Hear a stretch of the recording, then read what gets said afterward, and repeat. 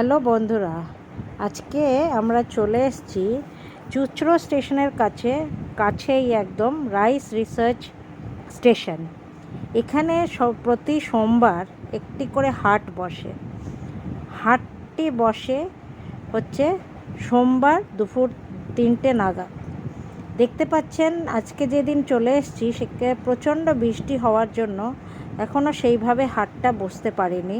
দুধারে ধুধু মাঠ আছে, খুব সুন্দর সবুজ, পুরো ঢাকা সবুজ গাছপালায়। আর এর মধ্যেই আপনি দেখতে পাচ্ছেন এই যে রাইস রিসার্চ সেন্টারের পরেই একটা গোডাউনের মতন আছে, গোডাউন ঘরের মতন। এখানেই আপনার বিভিন্ন কাপড় জামার একটা হাট লাগে। বাইরে প্রচুর জিনিসপত্র যাবতীয় যা বাড়িতে লাগে সেই জিনিসের হাট বসে। এটা ভেতরের দিক দেখাচ্ছি, যেখানে আমরা চলে এসেছি কিছু জিনিস দেখার জন্য। যেহেতু বাড়িতে পুজো আছে, তার জন্য কিছু পুজোর জিনিস লাগবে, যেরকম হচ্ছে গামছা, ধুতি, ঠাকুরের কাপড়, শাড়ি।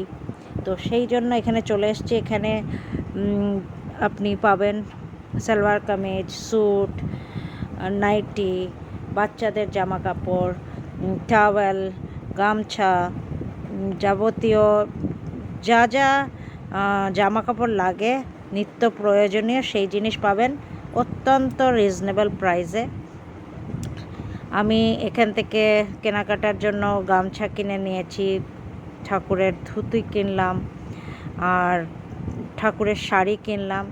অত্যন্ত রিজনেবল প্রাইস, একটু দাম করতে হবে কিন্তু। তো এখানে জায়গাটা একদমই চুঁচুড়া স্টেশনের কাছে, তাই জন্য ট্রেন থেকে আসলে পরে কিছুটাই হাঁটা পথ এগিয়ে গেলে পরেই ডান দিকে এটি পড়বে। এখানে আসতে পারেন 3টে, 3:30টার পরে আসলে বেটার হয়। আর হাটটি চলে রাত 8টা অবধি। আপনি দেখতে পাচ্ছেন এই যে বড় গোডাউন ঘরের মতন, এখানে আপনি দেখবেন চারধারে অনেক রকম জিনিস সাজানো আছে। যেরকম এখন পুজোর জন্য বিভিন্ন পুজোর শাড়ি এসছে নতুনত্ব, তারপরে সায়া, ব্লাউজ, আপনি যা চাইবেন, আপনার ওড়না, সেটা যাবতীয় বাড়িতে যদি আপনাদের কাউকে দিতেও হয় এখান থেকে রিজনেবল প্রাইসে নিতে পারেন।